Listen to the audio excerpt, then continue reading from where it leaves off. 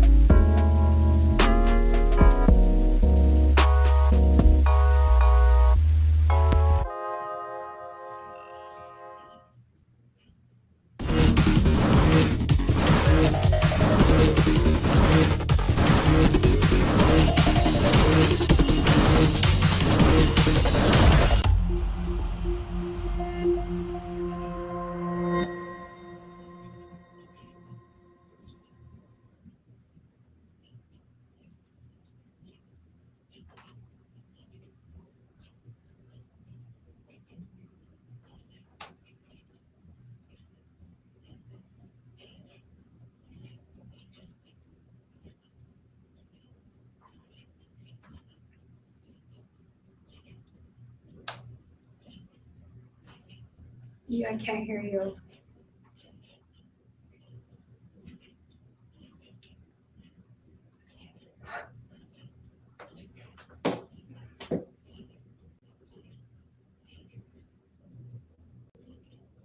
You hear me? Still can't hear me? I can hear you. What's that? I can hear you now. Oh, okay. Driver issue again, of course. Always something. All right, let me start all over again. Good evening, Malcontents. I am David. It's Malcontent. Today is Monday, March 1st, 2021, and thank you for joining us once again for another episode of Malcontentment Happy Hour. We have a show prepared up for you. Jennifer, how are you doing this evening? I'm doing well, except for some reason your voice is making my pug bark tonight. I'm not sure why. I don't know either. I'll just Malcontents, if there's audio issues, let me know in the comments over here. Admittedly, the computer that I run this on has not been reset in over a week. It might make the show a little interesting, and Jennifer can attest. I was still setting up macros when she came into the studio virtually, so it's all untested again tonight. I want to start off, Malcontents, first of all, with what we always start off with. I know we're running a little late, so we really need your help with this. If you love independent journalism, if you love the work that we're doing, the first thing I need you to do, there we go. The keyboard isn't cooperating. Darn it, give me those hearts. Spam those hearts. Let those mods and admins know that they appreciate the work, that you appreciate the work that they do. They have a hard job keeping the mean streets of our comments relatively chud-free. Chud. It's a cannibalistic humanoid underground dweller. Haven't had the chud button in a while. The other thing you can do is you can like, you can share. If you're watching us on Twitter or Periscope, you can retweet. If you're watching us on Twitch, you can go, hey, cool content right here. You should be watching this. If you're on YouTube, same thing.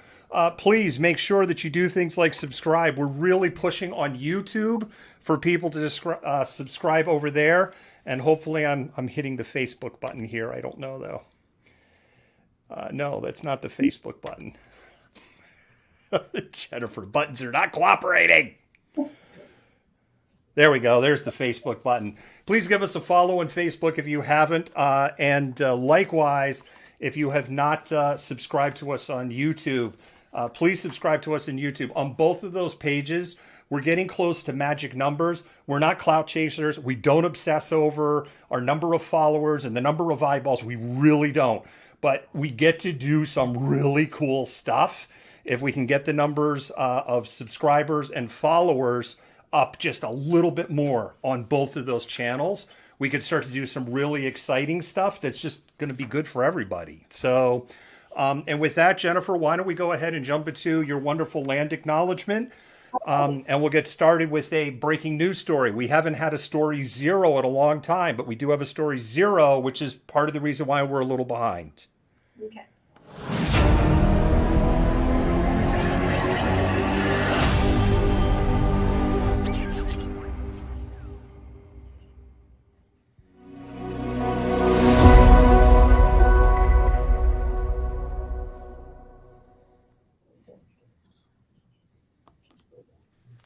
Malcontent News comes to you from Seattle, Washington, from the occupied homelands of Coast Salish peoples. We are grateful to live and work as guests on these lands, the land which touches the shared waters of all tribes and bands within the Duwamish, Suquamish, Tulalip, and Muckleshoot Nation. This land acknowledgement is but one small gesture in the ongoing process of working toward repairing and sustaining relations with Coast Salish lands, waters, peoples, and their other than human kin. Jennifer, thank you so much for adding that to the show. I know I say that every time you do it, but I really do appreciate when you came on board that was one of the first changes that you suggested, and it's a great way to start the show, and I think it's a great way to center everybody. I agree. I want to start off Malcontents with, if you haven't been on the page, you haven't following or something, there's a hole in the studio tonight. There's a big hole. We've lost our mascot, Yoda. He passed away very peacefully on Sunday. He was surrounded by his humans. And I think that's all I can kind of just say on that. So it's been a sad 36 hours. But as they say, the show goes on. And with that, Jennifer, we're going to go ahead and jump into story 0. Okay.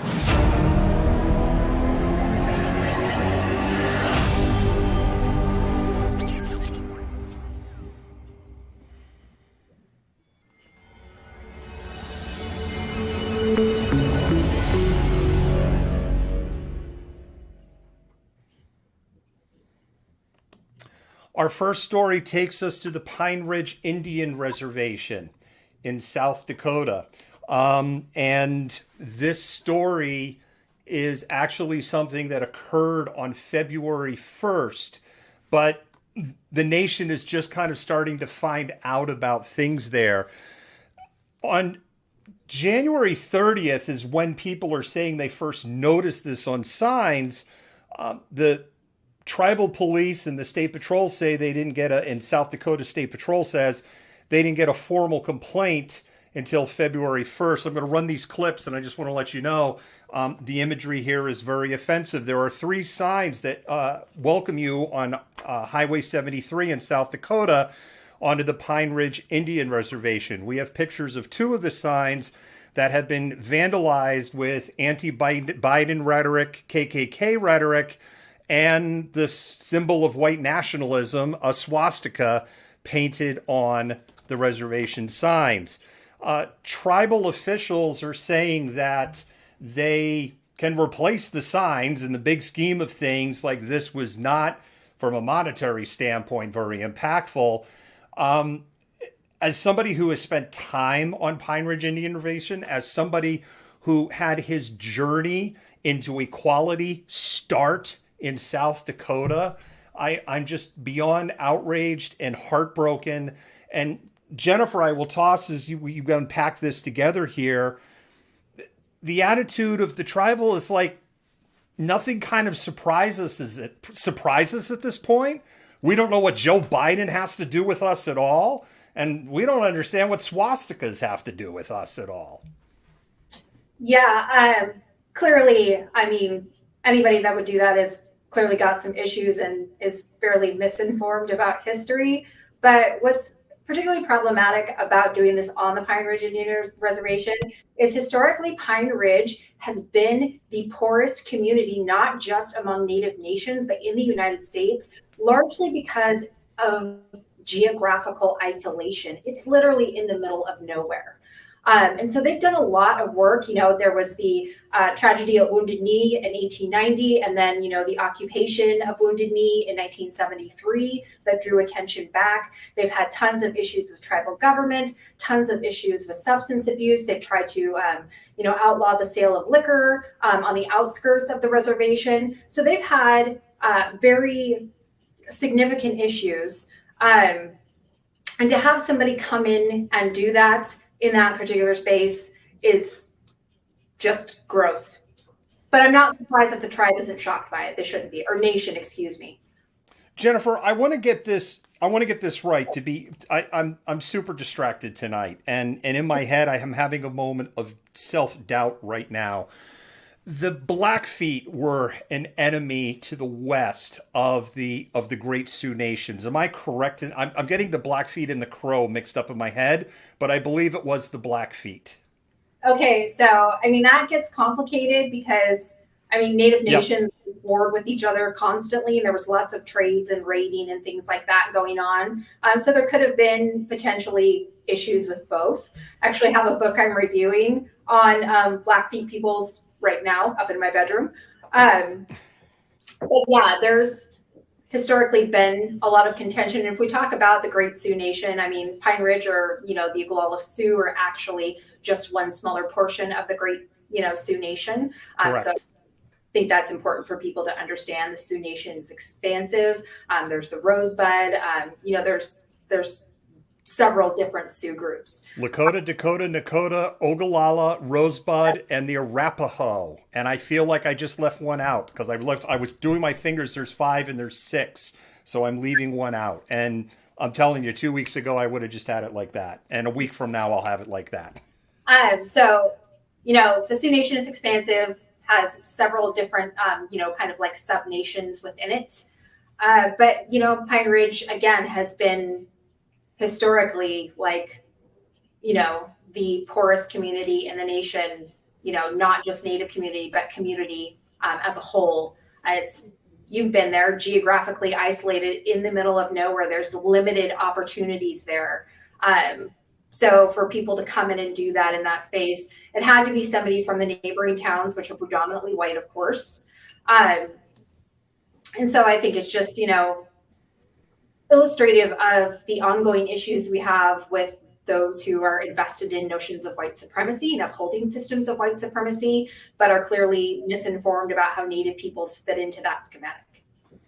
So when I was spending time out on Pine Ridge, the geographical isolation was done very much on purpose. I-90 was purposely built to be distant from the reservation. The Great Sioux Nations, and I've said before in the show that Sioux within those nations is kind of considered it's not considered a slur. Slur is strong. Sioux is a Chippewa word for lower than snakes. It's just come to the point where it's just stuck and they've given up. But that was explained to me when I was out there, and they generally in South Dakota, they very much prefer if you refer to the individual nations if you're on the individual reservations. And then that gets more complicated if you're at Red River or if you're at Pine Ridge because there's multiple anyway. Yeah. The reason I was asking about the Blackfeet, and Malcontent, if I get this wrong, roast me in the comments because I'm a little off tonight.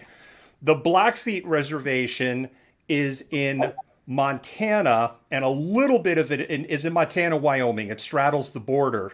And I-90 runs right along that reservation. Now, the reason this is significant is this goes all the way back to Little Bighorn and the great battles against the Sioux Nation. Blackfeet served as scouts with the Union troops. And when they were getting ready for Little Bighorn to go into the Battle of Little Bighorn, Custer saw his scouts dressing up, cooked off their uniform and dressing into their traditional battle garb. And when he was like, "What are you doing?" Their response was, well, if you're sending us all to die today, we're going to die as members of our tribe. We're not going to die as. And Custard was like, you're a bunch of cowards. Get out of here. We all know the rest of the history. What we don't know is, of course, we've been taught a bullshit story of what happened at Little Bighorn. And that is a whole separate topic. Yeah. When you go to the Blackfeet Reservation, they have fertile ground. They have the largest native bison herd of any native reservation, First Nation in the country.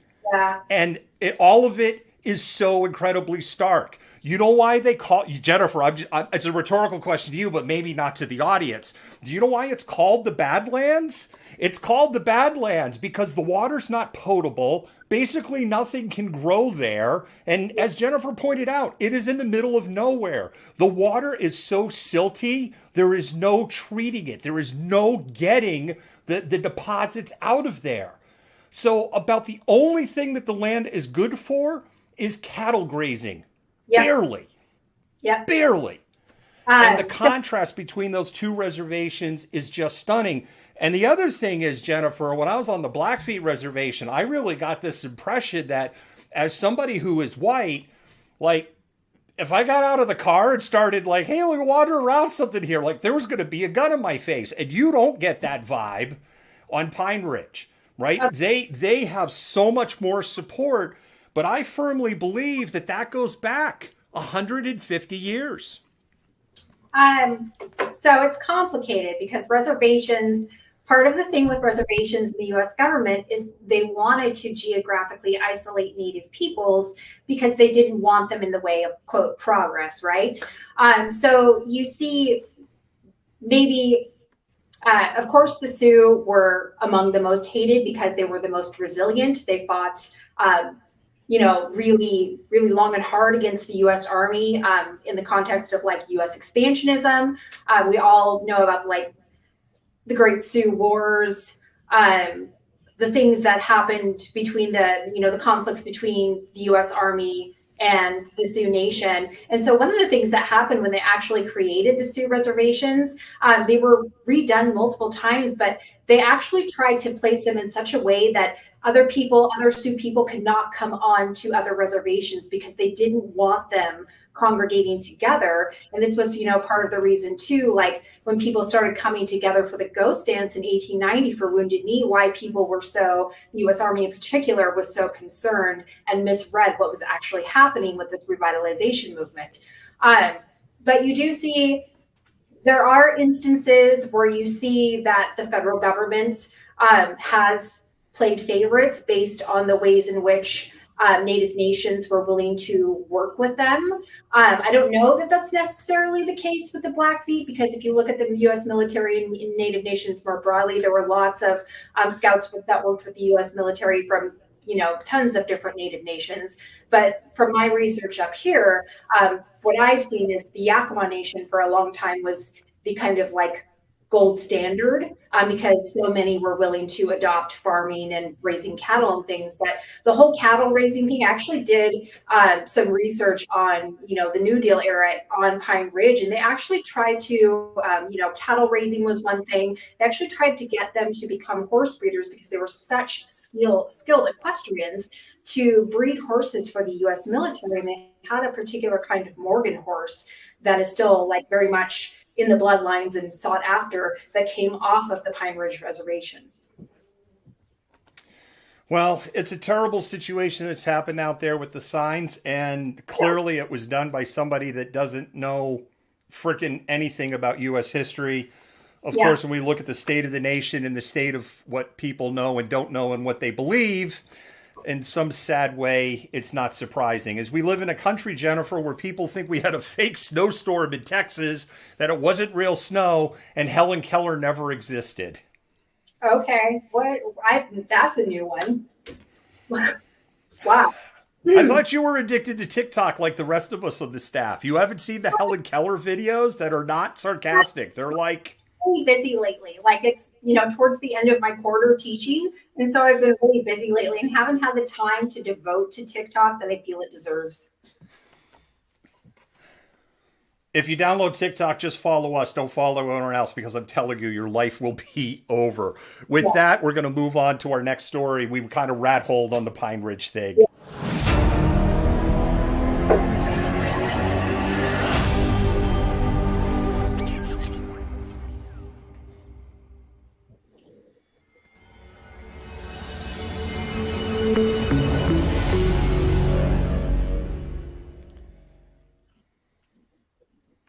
Malcontent's Jennifer is bringing us an update on this story tonight. This is the individual that was suicidal and was shot by Seattle police and killed. All of it caught on video that was shared by the Seattle Police Department that we aired on this show. That happened, I believe, 2 Tuesdays ago tomorrow. Jennifer, why don't you share with us what you have learned? Okay, so last week actually they ID'd the man that was shot by SPD on the waterfront as Derek Hayden. He was 44 and a graduate student at Seattle University.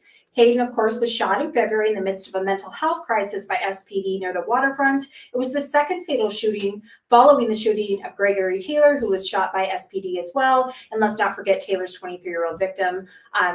What is her first name, David? I don't want to mispronounce it. Is it Anais Valencia, who was shot by Taylor and died at the scene? So Hayden's death, however, demonstrates an increased need for both police training to deal with people in the throes of mental health crisis and or a need for mental health professionals to assist on calls such as these. It also highlights the ongoing and exacerbated mental health crisis that has impacted many people during sustained periods of isolation during COVID and a need for more accessible and affordable mental health care resources. Timothy Wheeler, who knew Hayden, and Hayden lived in an RV in his property, had this to say about him. Derek was, quote, a sympathetic person who identified strongly with poor and homeless people like himself. He helped organize a plant nursery in Port Angeles that sold trees and flowers to raise money for homeless people. He moved to Seattle 2 or 3 years ago. Last summer, he telephoned me out of the blue to tell me how well things were for him. He had found a comfortable, affordable apartment in Seattle, a minor miracle. He had a job as a computer programmer and was earning a decent living. He sounded completely upbeat and happy, and now he is dead. So Derek Hayden, 44 years old, shot by SPD during a mental health crisis and was a graduate student at a local university. Yeah, it paints an interesting picture, right? As we saw by some of the Chud comments, not necessarily in our universe, but cannibalistic humanoid underground dweller. Out in other areas, there was a ton of assumptions. He's homeless. He's this, and it's just like all of it is just so flipping gross. It's so gross. You're not the same. Absolutely. I'm an American. And it sounds like maybe he had struggled with some mental health issues in the past. But again, this just reinforces the need for affordable and accessible mental health care, and also for the SPD to have some kind of maybe, training in how to deal with these kind of events, or somebody on call who can help kind of diffuse these situations before they use lethal force. So Port of Seattle, according to this reporter, the ones that use less lethal, because of course, one of the things when we played the video on this show, it was about 14 seconds from door open to gunfire when the lead police cruiser arrived there almost simultaneously with other officers. But certainly the officers that discharged their weapons first, it was all of just 14 seconds. They said they used 40 millimeter less lethal rounds to, no effect. One of the things that just jumps out to me, Jennifer, on that is, when it came to protesters, they used those less lethal rounds to literally take protester heads off and blind them and hit them in the throat. And here it just seems like, oh, okay, we're going to skip them on the ground at their knees. The selective policing is just stunning. Because I just find, I've also, the other possibility here, of course, it was fired at a range where it was outside of being effective, because that's the other thing, right? There is a range that you're supposed to fire in, a minimum and a maximum range. If you fire in closer than that, you can literally kill somebody. That's why they're called less lethal, not non-lethal. And if you fire too far out, it's just going to be, as I've experienced, like, damn, kind of feels like a hornet sting, I guess is probably a good way to describe it. Enough to get your attention, not enough to slow you down. Yeah. So sad news. Sounded like he was doing well, according to someone who knew him very well. So yeah. This is what we mean when we say defund. When we say defund, what we mean is you have resource officers, and those are the kind of officers that show up to an incident like this. And Jennifer, as we called out, Tulsa, Oklahoma, mentally ill, homeless person there, 60 years old. Police shot him, and that officer is in jail right now, facing first-degree manslaughter charges. So Oklahoma is more woke than the state of Washington, apparently. Take all the time you want to unpack that one, Malcontents. Yeah. Jennifer, we're going to do a brief pause for the cause. Thank you for giving that update, and we'll go to the next section. Okay.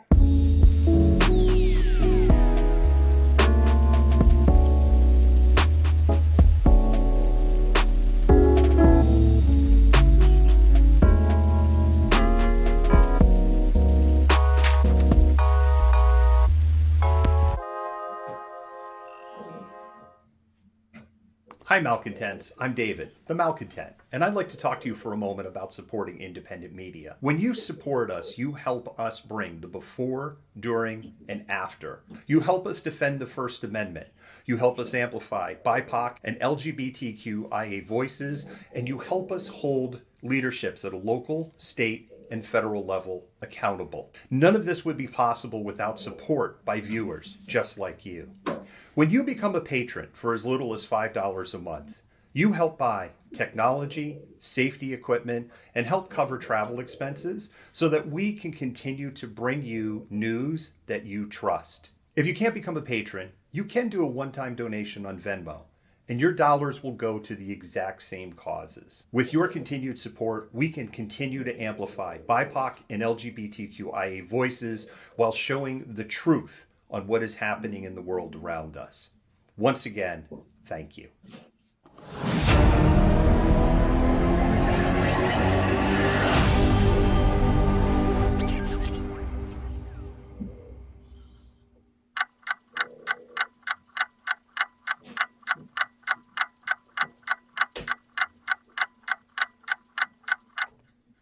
All right, it's that time again. It's Malcontented Minutes. Let me explain to you how Malcontented Minute works. It's one of my favorite parts of the show.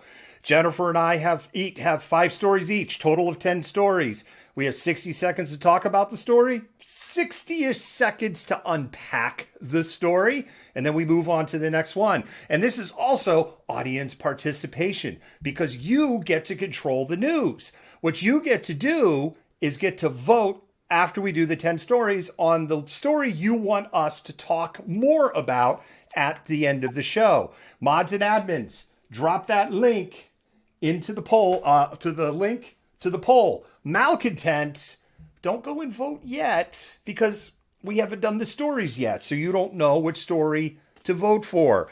We will call out when we're going, hey, we'll let you know when it's time to really dive in. We'll let you know when polls are getting ready to close, and mods and admins will let us know the winning story. This is also another good time to remind you, please spam those hearts. Spam those hearts. Let those mods admins know that you love and appreciate all the hard work that they're doing. If you are watching us on Facebook, please do a share or a watch party. If you're watching us on Twitter or Periscope, please do a retweet. If you're watching us on Twitter or Twitch or YouTube, please go, hey, cool content. You should be watching this. And Jennifer's lighting's a lot better now. Yeah. Jennifer, are you ready to do this? Yeah, let's do it. All right, let's do it. Story number 1. Charlotte Newman, a senior manager at Amazon, is suing the company for racial discrimination and sexual harassment. Newman alleged she interviewed for a job at level 8 with AWS, that's high level. She was hired at level 7. The practice called de-leveling is said to be a common practice within Amazon. The suit claims in part that this practice is applied more to Black and Latinx employees. She was told by her manager, Stephen Block, that she is, quote unquote, too direct An interesting comment at the start of Women's Month, and quote unquote scary. Block wasn't available for comment. She also alleges former AWS employee Andres Maz groped her and pulled her hair. Newman also detailed how she spoke up with concerns about the risk of selling Amazon's facial recognition software to law enforcement, and in part because it's a piece of shit at recognizing black people. Her concerns were rebuffed. She also noted that black Amazon employees sent an internal letter to Amazon executives expressing dismay that the company's general counsel, David Zablonsky, had used racially offensive language to describe a black warehouse worker who was trying to unionize an Amazon fulfillment center. Hey, Jennifer, do you know why Jeff Bezos got a divorce? Because he's a misogynistic asshole and cheated on his wife. Because he heard it was a union. You get about 50 seconds to unpack that story. Wow, did I miss? Did he really say she was too direct and scary? That sounds like a very scared white man to me who doesn't like the idea of women in power. I run into those a lot. And then if you embrace the whole like scary, and scary, I'm assuming she's an African-American woman, the scary black woman trope, as a way in which to justify de-leveling her. It's absolutely disgusting. The fact that there's still women within these predominantly male industries that are having to deal with this kind of discrimination and sexual harassment on top of it is appalling. It is 2021. People need to get their shit together. And that's all I have to say about that. All right. Got your water. Story 2. Okay. Moving on. So it was Deb Haaland's confirmation week. You know, Haaland, of course, is the first Native American woman to be potentially promoted to a cabinet position at the Department of the Interior, which is huge because, of course, the Department of Interior runs the Bureau of Indian Affairs. So there was a lot of Republican pushback on Deb Haaland's nomination because they think she is, quote, too radical to manage natural resources, federal lands, and programs related to the country's indigenous communities. She's too radical as an indigenous woman to oversee programs related to indigenous communities. Does anyone realize how absolutely outrageous that sounds? But multiple surveys and polls show that GOP lawmakers are largely out of the mainstream on where many Americans stand on environmental issues. So rather than celebrate her nomination and recognize the, historicity of it, they turned it into basically a discussion on fossil fuels and then used that to lambaste her and her radical liberal wing views. Hallelujah! Holy shit! Yeah, that's, that button kind of just sums it up. And Jennifer, I think you nailed it on the head. It is stunning that it could even be suggested that an indigenous person with the credentials that she has is too radical to oversee, among other things, the Bureau of Indian Affairs, of which I have said many times makes things like the Department of Education and HUD look incredibly well run. In comparison, it's what they're up. It's not. I hate saying because you don't know. You're waiting for me to get to my flipping point, audience. This all just comes down to we want unfettered access to gas, oil, mining, and we don't want to pay for it. And that's what it all just comes down to. I would have a lot more to unpack on that story with a lot of F-bombs, but I need to move on to story number 3. Story number 3 takes us to Tulsa, Oklahoma. On February 26th, Tulsa police got a 911 call about a person attempting to break into a home. The home was occupied. Person was trying to come through a window. Woman inside called 911, said she's by herself with 2 small children and somebody is climbing through the window right now. Startled the person came back. Tulsa police got there actually pretty quick. They found window jimmy open and the screen removed. And then they found one Miss Sharon Carr in the yard. At first, they detained her before making the arrest. Carr went from detained to arrested when police found an open Cheeto bag and an empty bottle of water just outside the window. Carr's face and teeth were covered with Cheeto dust. She was also identified by the homeowner as the person that was climbing through their window. It's not easy being cheesy. Jennifer, you get 60 seconds. Two things. This is why I'm vegan, because I never get Cheeto dust on my fingers. Thank you very much. So I can commit all the crimes I want. I'm kidding. I wouldn't do that. Also, pick up your litter if you're, I guess, gonna rob a house, and maybe use some of that bottle of water to wash the Cheeto dust off your face and hands. I don't know, but that just seems like a really poorly conceived crime. I'm too OCD to go around with, and I know some people are like, you're not OCD, and I'm not saying it to minimize people with real OCD problems, but I freely admit I have tics. Trust me, if you ever saw me put ketchup on a French fry, you would go, okay, you are a little OCD, David. I'm going to give it to you. I would never go around with Cheeto dust on my face or hands. My brain would melt. Yes. Yeah. So anyways, yeah, that was absolutely ridiculous. But moving on to Florida, because Florida is the gift that keeps on giving, right?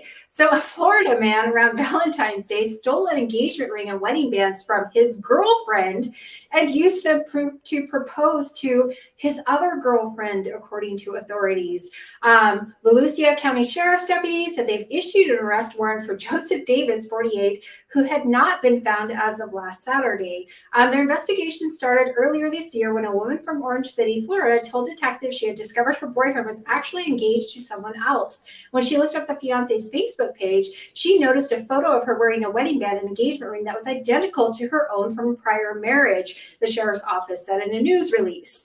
So the Orange City woman reached out to this fiance now, who returned some of the items, and they both called it off with Davis, who also went by the names Joe Brown and Marcus Brown, because he can't even figure out a creative alternate name for himself.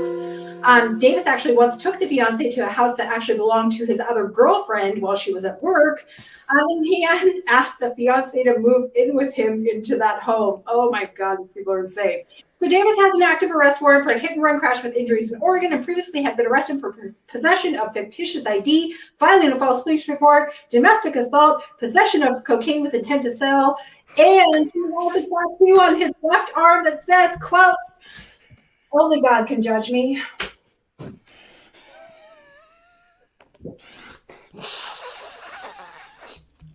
I like it. Yeah. Oh my God.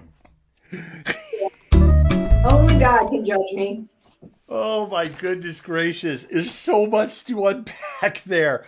And Jennifer, you couldn't see the comments going by as you were saying. This is why I'm falling apart. Some of the comments were amazing. Arky from the Juniper system says this isn't how you do poly.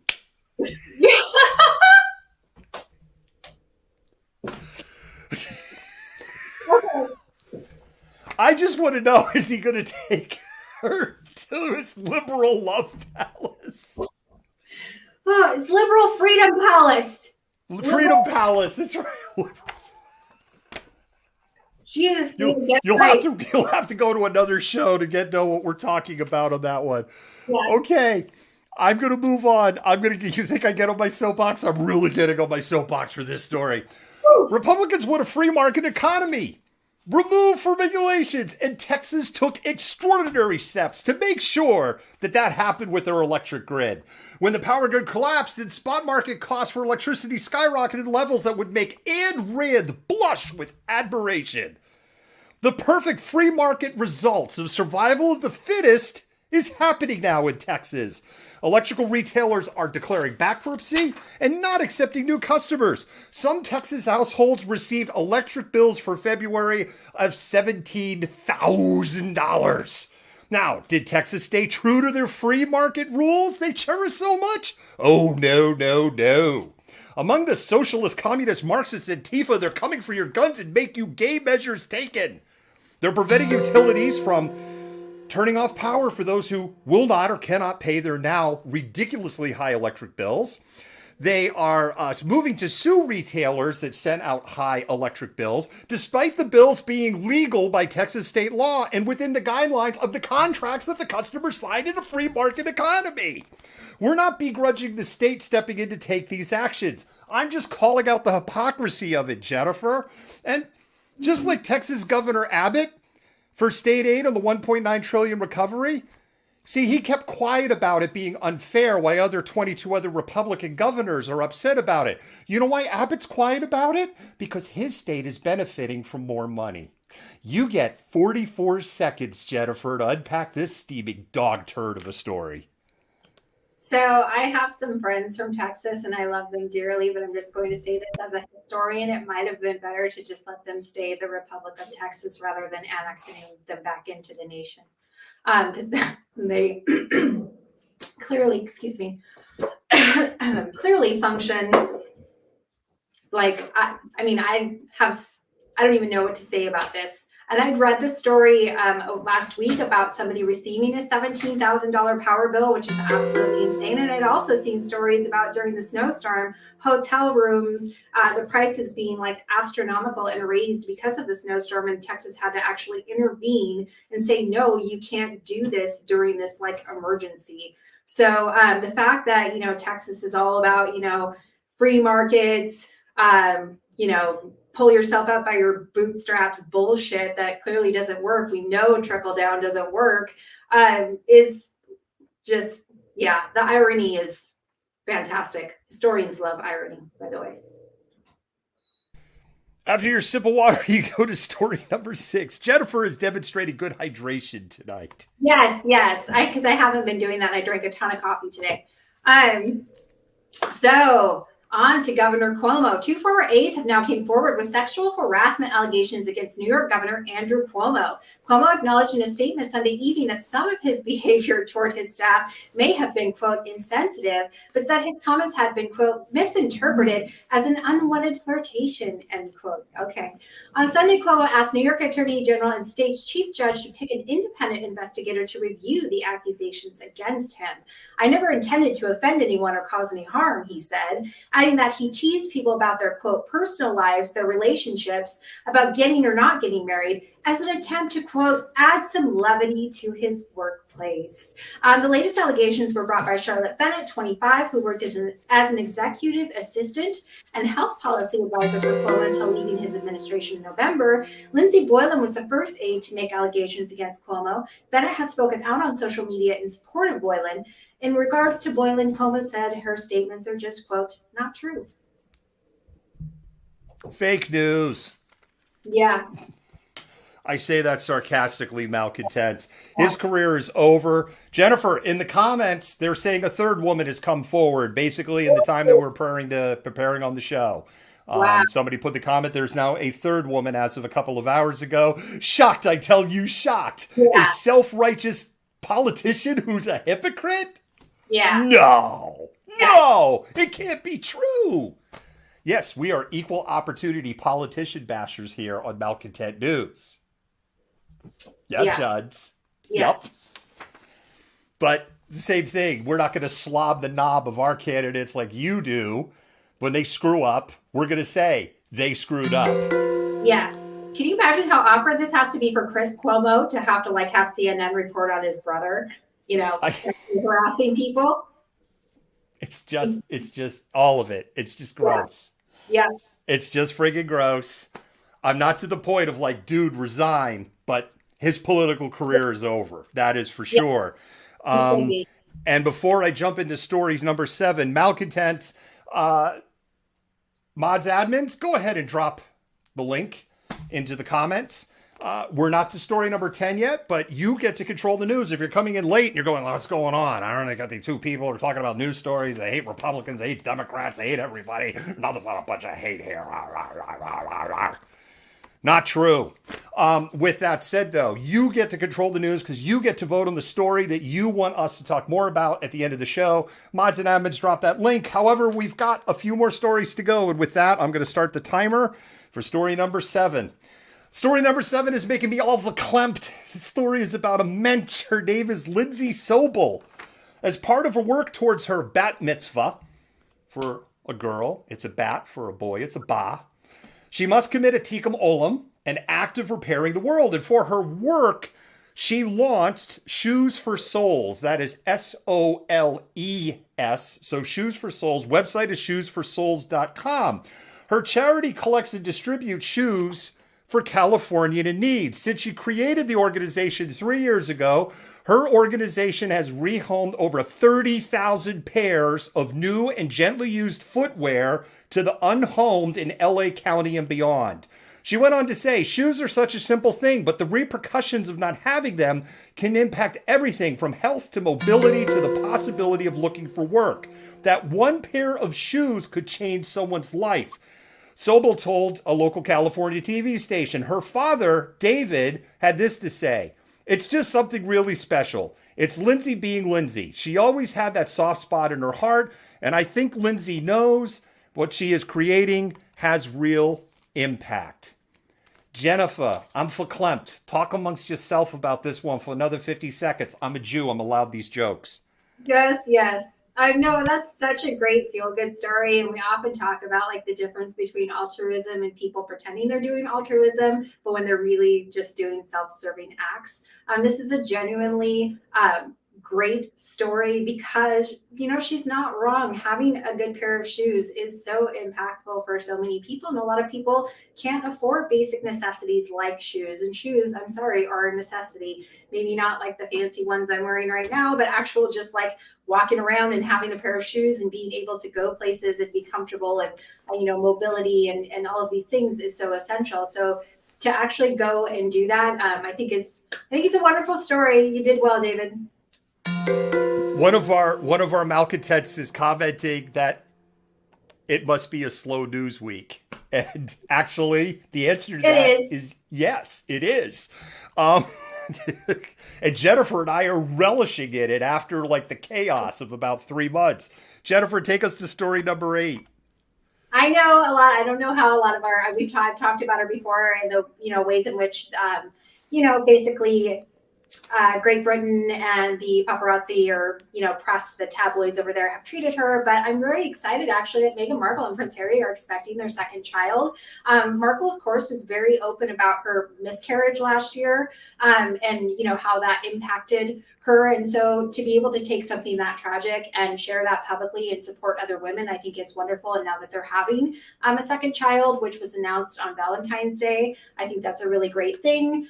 So yes, Archie Mountbatten Windsor, who turned 1 last May, is, you know, about to become a big brother.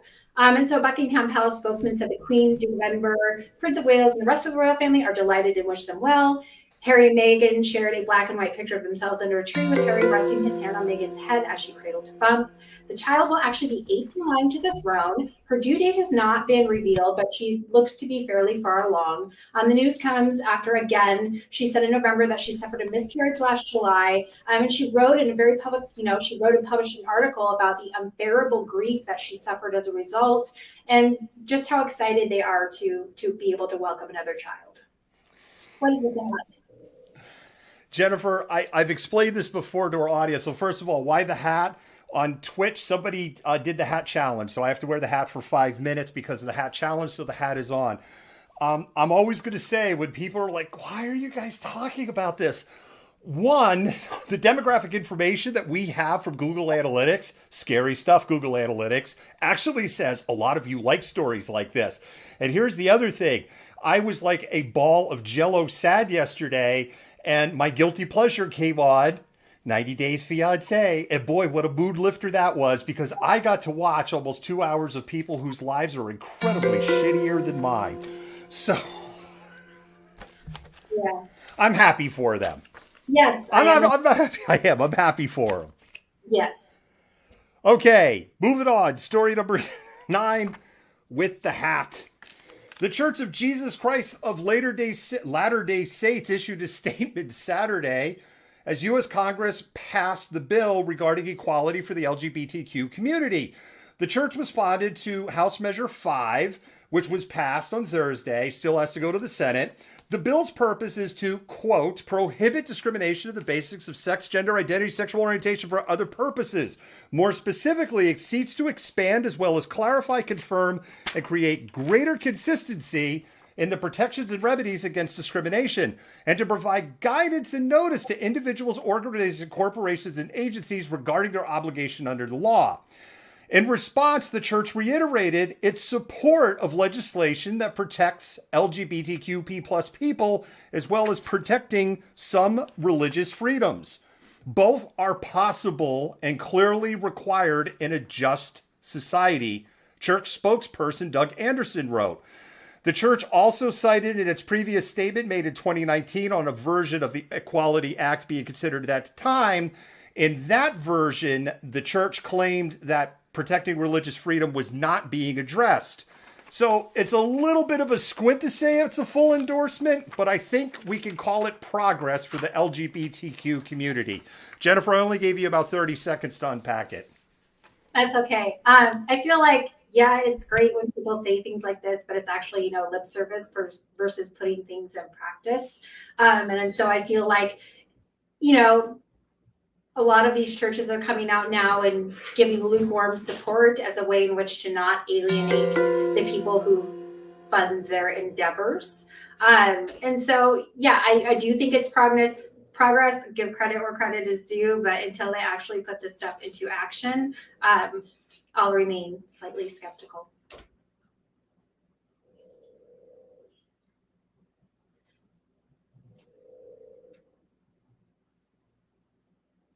I can't hear you. I can't hear you.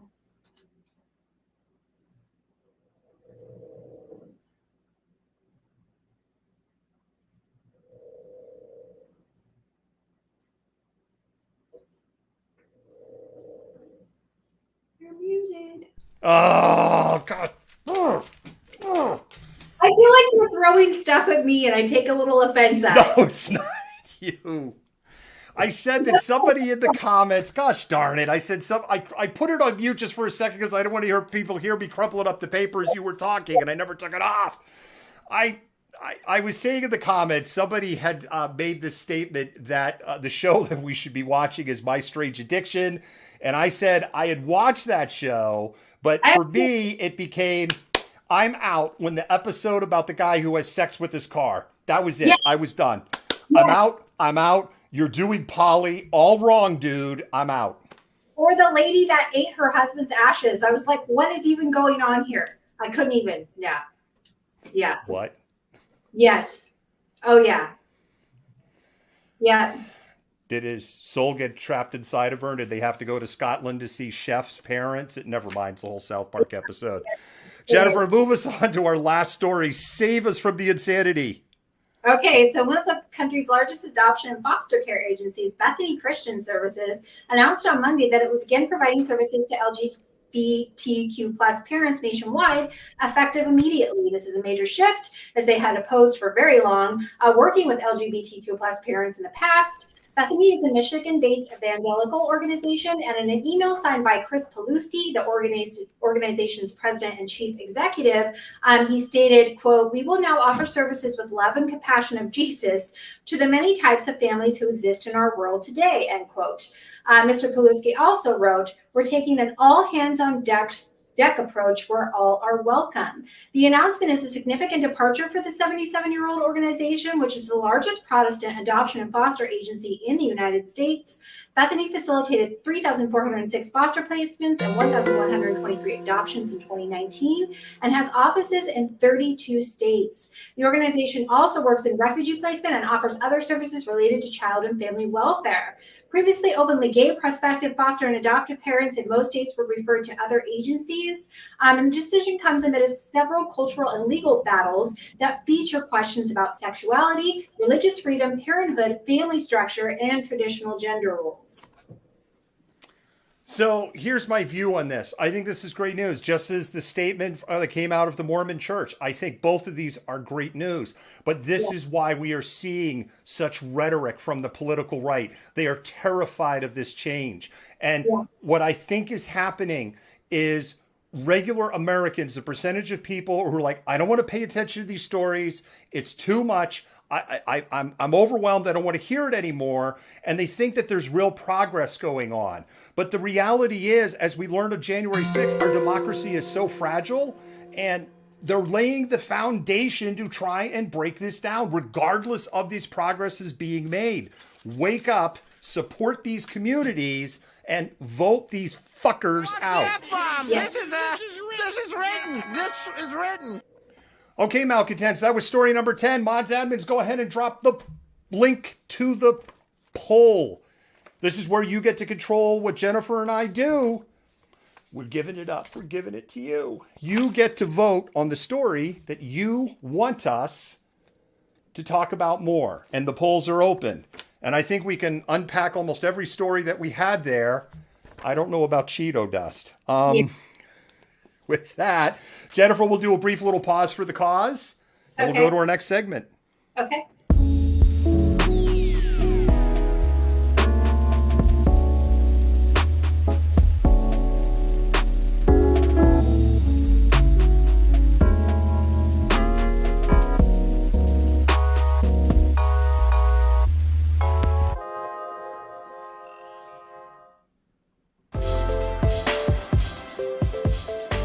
Black Coffee is a hub for communities and a hub for meeting people, making friends, and understanding.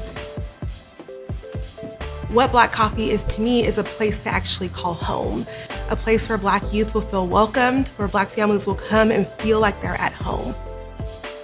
What we're trying to build is more than just coffee. Community is something that we do naturally. We know who's in the community, we know what the deficits are, and we're trying to fix that. We want to bring people together. My hope is that the phrase grounded in excellence shows up everywhere and that it becomes a movement. I'm looking forward to hanging out at Black Coffee with my friends and feeling safe. Black coffee to me means opportunity for people like me and my other friends and family to come here and do homework safely and hang out and stuff like that. That is happening. It is happening. Black Coffee Northwest, located in Shoreline on Highway 99 on the west side between 170th and 180th. Their coffee is amazing. It comes from Africa. They have spectacular merch, and this show wouldn't be complete if I didn't do a big fat shout out for the potato scones. The potato scones, food of the gods. It is like a scone and a baked potato with cheese and onion had a baby, and it's magnificent, and you should go get one. All right. Jennifer, are we ready for our next story? Yes.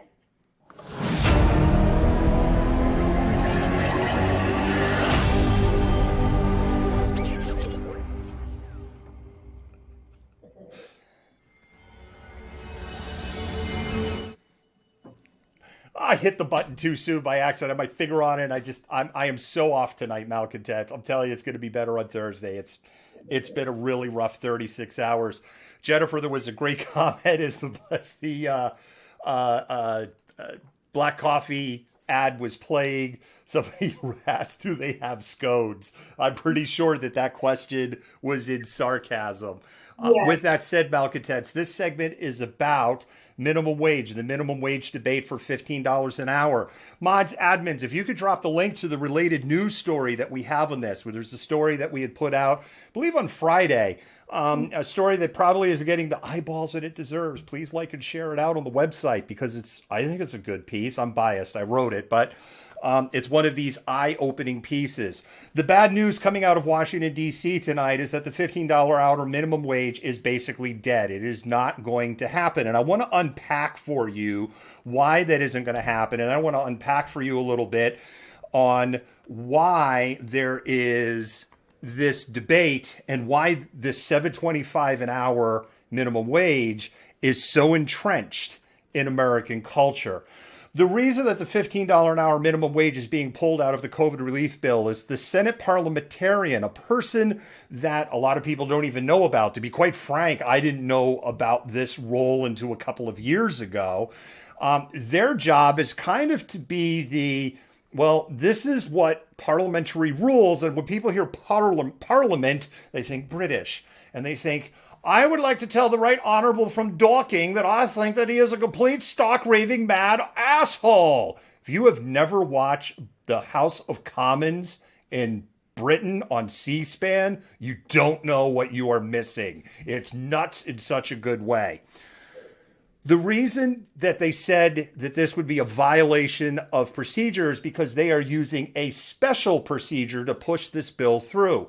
Normally, the COVID relief package would require 60 votes. They don't have 60 votes because Republicans don't want to help the American people in Congress. I've said this all along. They're going to do everything they can to screw things up for Joe Biden. So when we get to 2024, they can go, it's all Joe Biden's fault. See, it's all his fault. They're going to do everything they can to block everything. So they came to an agreement with Senate Minority Leader Mitch McConnell to go ahead and use a procedure that they could pass it through on 51 votes. And so they don't need Republican support.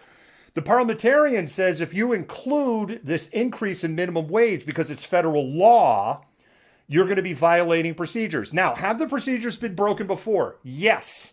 In 1975. In 1975, they said, screw you and your rules. We're doing it anyway. So you can squint and go, well, they did it before, they should do it again. And then you get into this whole debate, which I'm not going to get into, on are Democrats a bunch of wusses who just capitulate too much with the political right? Or is this at least some shred of an olive branch to go, damn it, we really want to work with you guys? The bottom line is this. They don't have the 60 votes. And that's just it. And that's why it's dead. So you could be angry at Joe Biden. You could be angry at Chuck Schumer. But the reality is they need 10 Republicans to cross the line. And we know that there are probably several Republican senators who would be willing to cross the line, but they're too busy smoking a certain appendage on a golden statue out of fear of 2022 and 2024. And that's really what it all boils down to. But it also boils into another thing, which is called WOTC, Work Opportunity Tax Credits. Now, WOTC was formed back in the mid-2000s. Wow, I can't believe, Jennifer, we say the mid-2000s. That's crazy to me. I know. I'm going to go look for liver spots. Give me a minute. No, okay. I'll do it later. What WOTC is supposed to do is help disadvantaged peoples and communities. There are 14 different targeted groups. These groups include long-term unemployed, people that are collecting food stamps, veterans, people that are on disability, people that live in special economic zones that are economically depressed, not just inner city zones, but also in rural areas. And the whole idea behind this is that if an employer hires an individual that is in one of these groups and they identify and validate that the individual they hired is in this group, they get tax credits. Now understand, a tax credit is different than a tax deduction. A tax deduction comes off of your gross income. A tax credit comes off of your tax bill. So it is a much more significant deduction. And an employer can write off up to $9,600 in a person's salary. The person only has to work 120 hours to be eligible for a WOTC tax credit. So if you're a large employer, and large employers are generally the employers that cash in on WOTC because there is a fair amount of paperwork. And if you screw up the paperwork, you can go to jail. Yeah. And big employers don't go to jail, but small employers, they go to jail. See, because we don't have an equitable system here in the United States. So here is what happens with the WOTC tax credit. A company hires somebody and pays them at the minimum wage, $7.25 an hour at the federal minimum wage, or if there's now 29 states that have state minimum wages, they hire them at that state minimum wage. Now, if somebody is making $7.25 an hour, if you're one of the states that doesn't have a minimum wage above federal mandated, then that individual, even if they are living by themselves, is almost assuredly below the U.S. poverty line at this point. So that means that that person is available to get TANF, to get SNAP, to get state assistance, and then guess what? They qualify for a WOTC tax credit.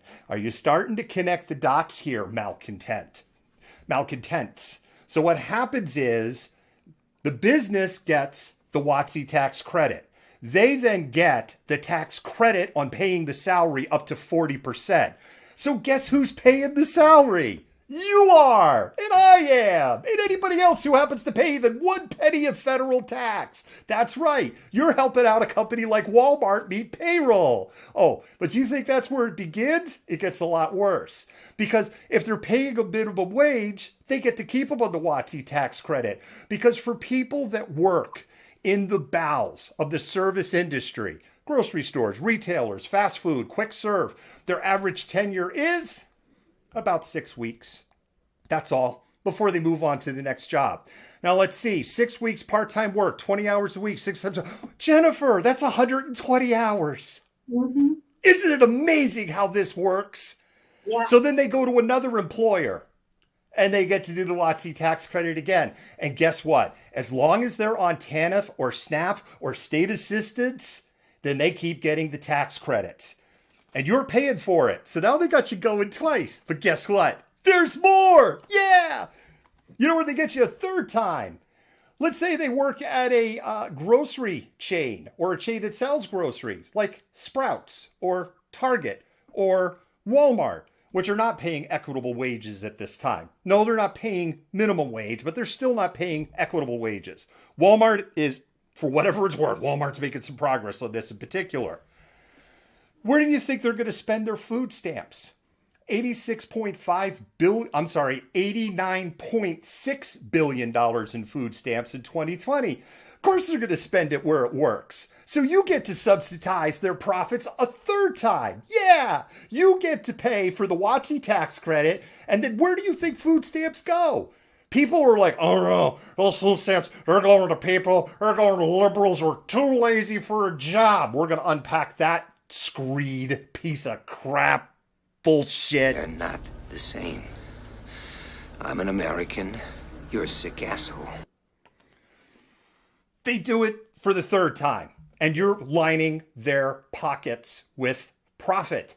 And it is in this endless cycle by paying them the minimum wage. So quite frankly, employers and large corporations, especially those who are benefiting from the WOTC tax credits, WOTC, Work Opportunity Tax Credits, have no incentive to support an increase in minimum wage. On the contrary, they have major disincentives to increase the minimum wage. Now let's unpack the $89.6 billion that were paid out in food stamps for fiscal 2020 out of the U.S. federal budget. For all people that collected, for those of you who are going, it's just lazy people that can't get jobs. 79% of all recipients are working poor. Yeah. 79% are people that have jobs. If you make it married people, it's 84%. Well, then there you go. There's 21%. Let's get rid of them. Oh, no. Let's break down that 21%. In that 21%, you have children who are under 17. Yes, you're a child and you're under 17 and you are a ward of the state. Or if you're a care, guess what? You get to apply for food stamps. So you have children who are under 17. If they're under 16, they can't work in most states. And don't you want them focusing on going to school, not focusing on surviving so they don't end up trapped in the system in the first place? All right, fine. Kids, I'm not going to put the rest of them. Okay, then you have people that are on SSI, permanently disabled people who can't work. Do we have them starve to death? Okay, that's right. Grandma's disabled. I don't want her to starve to death. Well, fine. Well, then it's the rest of them. Okay, the next group that's in there are little old ladies living in the YMCA who are 65 years old and over and who are retired and are one step away from being on SSI on top of it. When you break it all down, the number of people in this country who are on food stamps, who are capable of working and are out of work is less than 5%.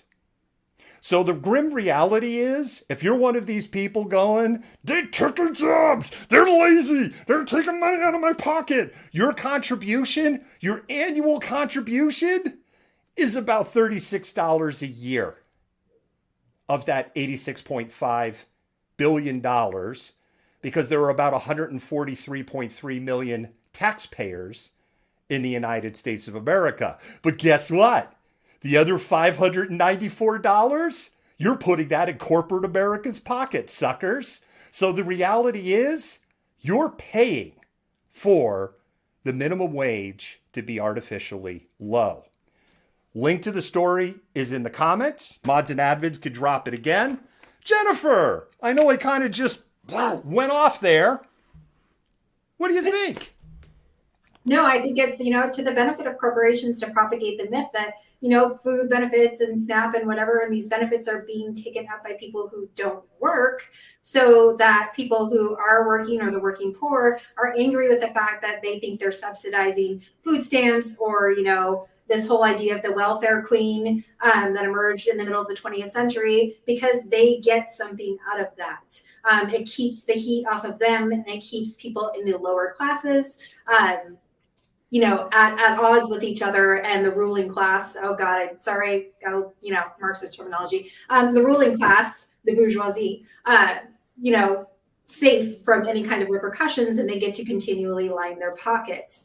That's why we also, a lot of the reason too why people are so anti-socialism and anti-communism, because they want to stoke those fears and keep people from understanding what those systems actually do, and promote, the red bloc and, socialism as a bad thing, and point to Cuba and Venezuela as examples of this, where just like religion, these systems were appropriated by people with a specific agenda who use them to line their own pockets, which is essentially what the corporations in America are doing here. This is literally this analogy of there's 10 cookies on the table. A person comes up and steals 10 and then points at that other person and says, don't let that person steal your cookie. It's literally when you do the math. Yeah, no, absolutely. Absolutely. Jennifer, I have a clip I want to play from one Senator John Thune of South Dakota, reminiscing about the good old days. Hi, I specifically said it. I think the minimum wage is something that is particularly troubling and harmful at a time when you're trying to get people back to work and trying to create jobs again, because it drives up the cost of hiring people. And I can tell you, as somebody like Senator Scott, who was growing up in a small town, I worked for less than the minimum wage. I worked for the minimum wage. I started bussing tables at $1 an hour. I went up to $2.25 when they moved me up in the place, and then I finally made it to cook, which was big time. That was $6 an hour. But everybody in my town, I grew up in a little town on Interstate 90, as people were heading west to Mount Rushmore and Yellowstone and points beyond, was in one way or another involved in the travel industry. So two of my brothers worked at filling stations. My sister waited tables. My other brother worked at our big local attraction, which was the Pioneer Auto Show. And as I said, I cooked at the Star Family Restaurant. All of those businesses work with very narrow margins. And if you take a $15 minimum wage, and I will tell you right now in South Dakota, the minimum wage, and our state sets it, which is frankly where I think it should be done, our state has a $9.45 minimum wage. What you're essentially telling those businesses in South Dakota that I just mentioned, that you're going to increase the amount of money that they have to pay their workers by over 50% increase in the wages that they would pay. Well, what does that do? Obviously, it puts a lot of them out of business, but it also raises the cost of everything else. That's got to get passed on. So anybody who's buying a hamburger or filling up or getting a motel room there in that community, or communities alike all across South Dakota and all across this country, are going to see the cost of doing business go up. That's going to make it that much harder for people who are trying to get back into the economy to get back in the economy. And as has already been pointed out, don't believe us. The Congressional Budget Office, which is the scorekeeper, the referee, if you will, when it comes to these issues, has said that it would cost the economy 1.4 million jobs. We shouldn't be costing jobs. We ought to be thinking about adding jobs. And that means putting policies in place. Okay, so, wait a minute. I didn't want to hit that button. Turn it off there by accident. Jennifer, I have a lot to unpack on this, and I'm not saying that sarcastically. So the first thing is, he talks about the Congressional Budget Office and the job loss of 1.3. That is true. That's in that report. And if you're like going, you're biased, malcontender. No, if you go read the story, we link to the report and we quote that number. But Jennifer, he's being a little, he's not telling the whole story that's in that report, because you know what else is in that report? That even though that up to 1.3 million jobs would be lost, 1.5 million people would be lifted up above the poverty line. They're not mentioning that part of the story. And then the job loss number assumes an economy that is in stasis. That is, an economy that is not growing at the current state that it is in today, which we already know the economy is starting to grow, in part because in the last week of the Trump administration, we lost almost 1.6 million jobs. So we were already heading in the wrong direction in the last weeks because, well, the dude was checked out. So that's the first thing I want to unpack on there, but I have a lot to unpack. Yeah, I'm sure. But I just want to say that it just warms my little black heart when wealthy white men start talking about what's best for poor people, So I just love that. Makes me Yes, because I'm sure he really cares about his low-income constituents in South Dakota. Here's the other thing that he talked about there. He was talking about how we started bussing tables at $1 and he worked his way up to a cook getting $6 an hour. And I saw lots of comments going on like, well, who was paying for his where he lived, and who's paying for this? Yeah. Don't forget, he's older than me. He's probably older than anybody that's watching this show right now. To be honest, he actually looks really good for his age, and I hate him for that. But he is an older dude. When he was making $6 an hour, if you adjust for inflation, he was making in South Dakota, a rural state, are we ready, malcontents? $24 an hour when you adjust for inflation.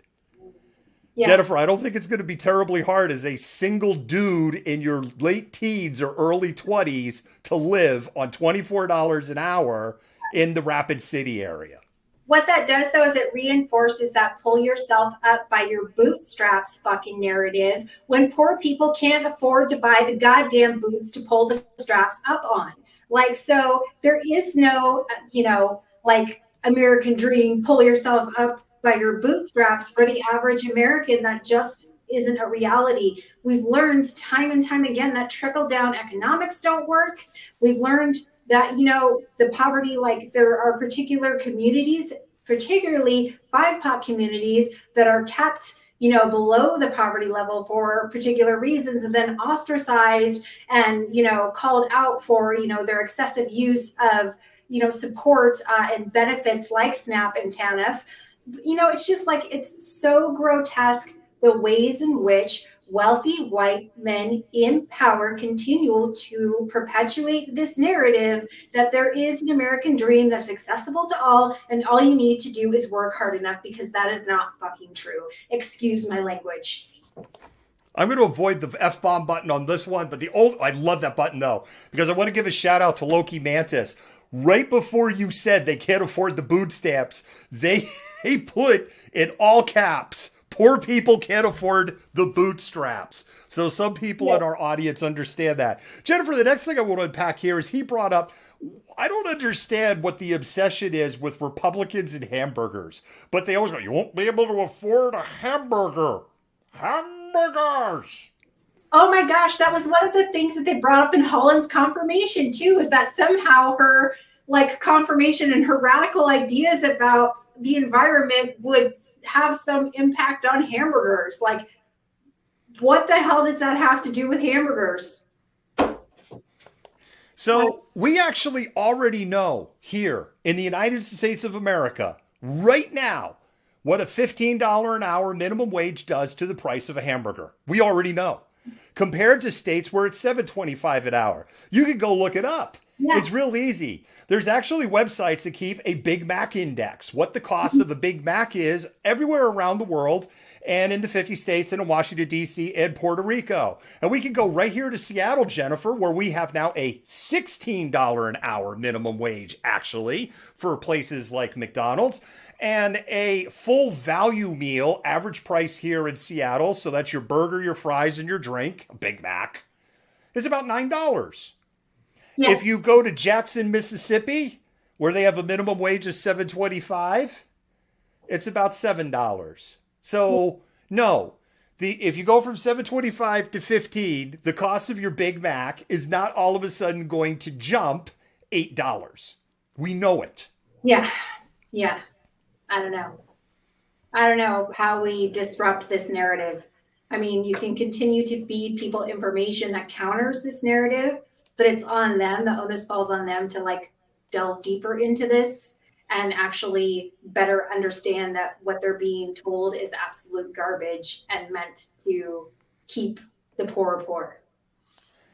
The last thing I want to unpack there is he talked about if they were to pass $15 an hour, it would raise the minimum wage in South Dakota by 50%. If we look at a state like I talked about Jackson, Mississippi, it would raise the minimum wage over 100%. However, the United States of America raised the minimum wage by 87.5%, 90 days after Congress voted to approve. They did it in 1949, and the country was actually still kind of just coming out of a very deep recession in 1949 when this happened. Bankers, newspapers, editors, conservatives all said, you're going to put us right back into the Great Depression. And Great Depression would have been terrifying words for people in 1949 because you only would have had to have been about 20 years old to have vivid memories of living in the Great Depression. Yeah. And you know what happened? Unemployment when they passed it was around 7%. And by 1953, unemployment in the United States was 2.5%. Well, that can't possibly be true because when Trump was president, it went down to 3.7%. They said that was the lowest ever because they changed how they calculated unemployment at the time. It's not an apples to apples comparison to the modern time, but it is a comparison from 1949 to 1953. Yeah, well, if you're so smart, Europe and Asia was bombed flat from World War II and we just kicked everyone's ass. America, we had the nukes. We had the bombs, mother.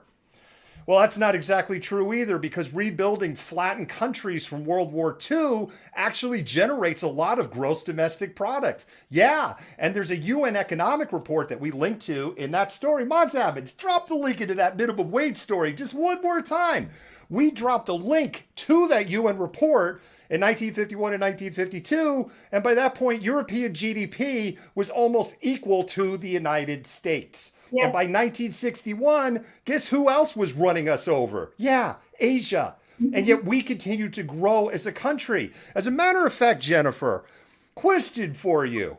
Do you know when in inflation-adjusted dollars, when the national minimum wage peaked in the United States? What year? What year, David? 1968. And you know what's not lost to me? You know what else was passed in 1968? The second piece of the Equal Rights Amendments. Hit the peak in 1968. We can't keep them from voting anymore. We're going to get beat up on redlining. We're going to have all of these racist programs torn apart from us. Yep. So is this how we're maintaining institutional racism again? Or does 1968 just happen to be a convenient coincidence? You decide. Man. Well, I feel like, yeah, we've been on that for a little while. We have, and I'll let it go now. Jennifer, why don't you talk to, oh, wait a minute. We're just, I'm going to tee it up. Our next story. Yeah. Anyway, Malcontents, let us know. I see you've been letting us know what you think. Keep letting us know what you think. And vote.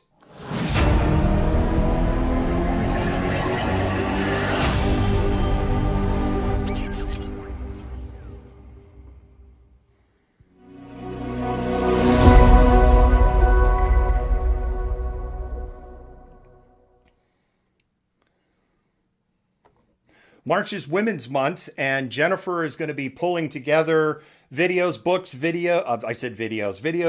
documentaries, and other resources that you can use for women's issues and for women's history.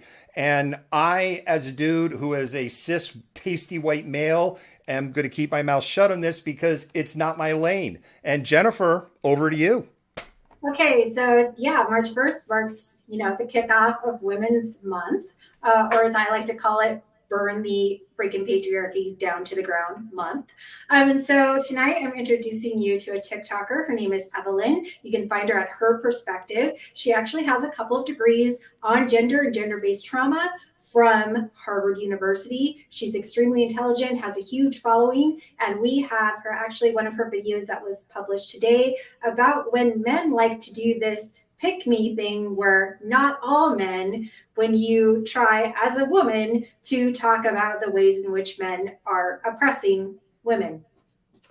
Hi, I specifically studied gender-based trauma and I have 2 relevant degrees from Harvard on this. Let's talk about men who say, not all men. This behavior comes from 3 sources. First, this is a male pick-me behavior. Oh, I understand there are men out there who are acting in abusive ways, but I'm not one of them. I'm one of the good guys. That's a total delusion, by the way. In a patriarchy, everyone has internalized misogyny, sexism, and oppressive ways to treat women. That's why we all gotta unlearn patriarchal ways of behaving. Number 2, the need to control women's voices. Notice how they are tone policing women far more than they're mad at those men who are abusing, harassing, and raping women, who are giving rest of the men a bad name. Number 3, male superiority complex. This would relate to the male pick-me behavior. Oh, I understand there will be awful men out there like who will abuse and rape and harass you and oppress you, but I'm not one of them. If you depend on me to protect you from male violence, you'll be good. That instills in women a fear of independence, that the real solution to the male violence is another man. That's not true, by the way. Jennifer, I'm going to let you unpack it. Yeah, no, so that's exactly what's happening is that you have these nice guys or so-called, this come in, the not all men, the pick-me men who are like, oh, there's bad men out there, but if you just stick with me, one of the good guys, I'll protect you from this men and these things that are happening. Let's not rail against the violence and oppression and things that are perpetuated against women on a daily basis. Here, just come here and let me protect you. And she's right that, is that solution that reinforces patriarchy that you can only be protected if you're protected by the right kind of man, the good guy. So she's amazing. I hope you guys check her out on TikTok, give her a follow. She's got tons of great resourceful videos and some fun stuff too. But yeah, burn the patriarchy to the ground. Thank you for that, Jennifer. And just so everybody knows, I think I am technically the token male at Malcontent News. Although we do have Quinn, if you're watching, it's been a rough week, man. And I am going to set you up as a mod over at YouTube. So I think there will be 2 of us in the near future. And I'm not saying, Jennifer knows, I am not saying that in any derogatory way. I do a lot of listening. I do a whole lot of listening. And with that, very brief pause for the cause. We're going to go into our final section. You have just a little bit time left to vote on your on that story. On Facebook, it's pinned. Mods and admins on other channels, if you could go ahead and relink that, that would be really appreciated.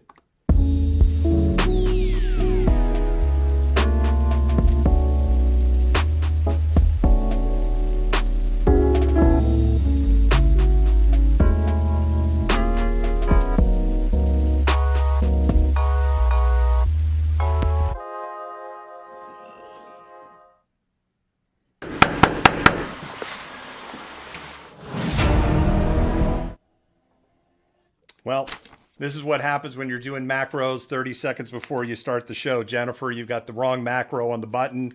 I just hit any other button because that's an awful, awful video, not the video that we had teed up that we wanted to play.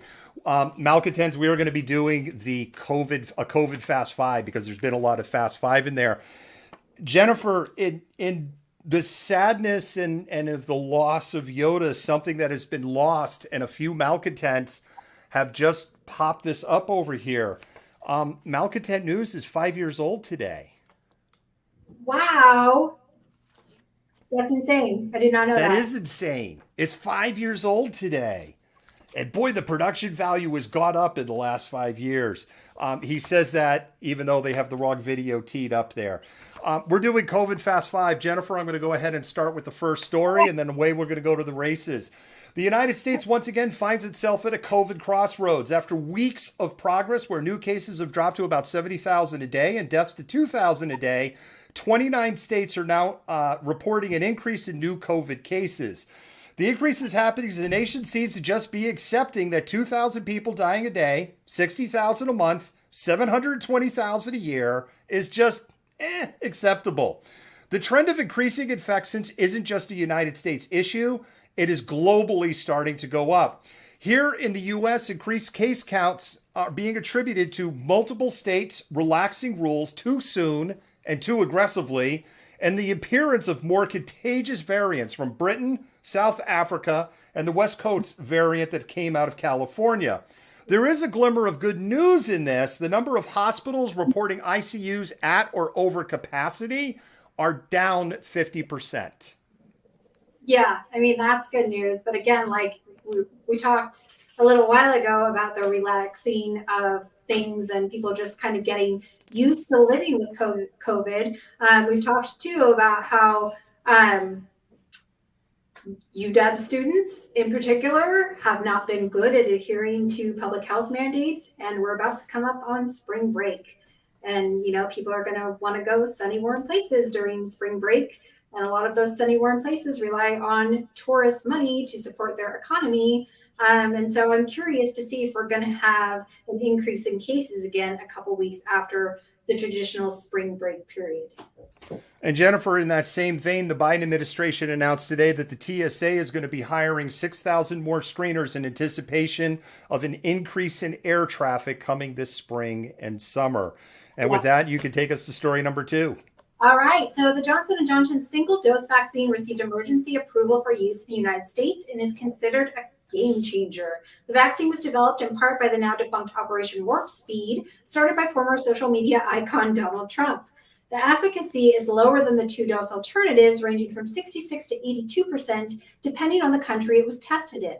On the other hand, it can last for 3 months when stored from 36 to 46 degrees, and no longer when stored from negative 13 to 5 degrees, no longer needing stored at that temperature. The United States is now vaccinating 2.4 million people per day, although that includes first and second dose recipients. If that rate continues, the Biden administration will easily meet its target of 150 million doses administered during his first 100 days in office.